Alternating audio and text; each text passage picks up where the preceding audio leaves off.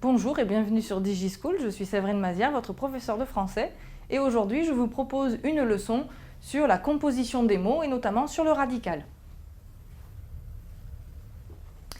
Alors, qu'est-ce que le radical? Le radical, c'est la partie fixe d'un mot, c'est-à-dire c'est sa base. Cette base va porter le sens principal du mot, donc sa signification.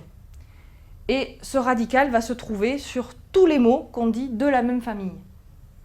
Par exemple, les mots enterrement, Méditerranée, terrassier, extraterrestre ont tous pour radical, donc pour base, le nom terre, qu'on va retrouver à l'intérieur de chacun de ces mots.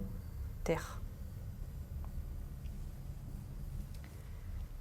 Certains radicaux, par contre, n'auront pas tout à fait la même orthographe, même s'ils ont en fait le même sens à l'origine. Par exemple, dans maritime, amérissage, sous-marin, marée, le radical, qui est le mot mer, pourra parfois s'écrire mar.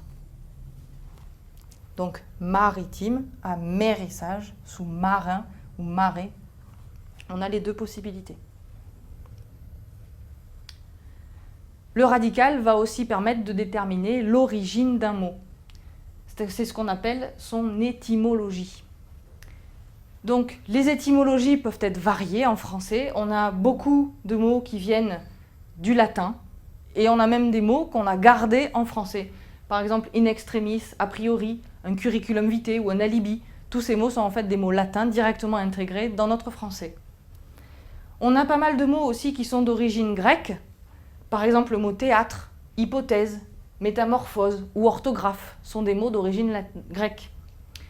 On a aussi pas mal de vocabulaire qui nous a été apporté de la langue anglaise, qu'on utilise aussi tel quel dans notre français, babysitter, joker, business, shopping.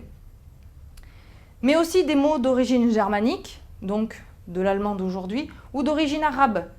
Donc en allemand, trinquet, valse, plancton, boulevard, ça ce sont des mots d'origine allemande. Ou toubib, chiffre, zéro et hammam sont des mots qu'on a intégrés dans notre français et qui sont d'origine arabe.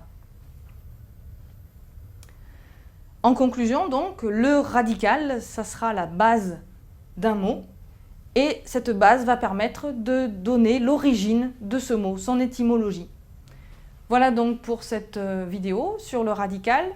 Vous pouvez aussi consulter d'autres vidéos de DigiSchool sur, par exemple, les préfixes et les suffixes dans d'autres liens que nous vous proposons. À bientôt.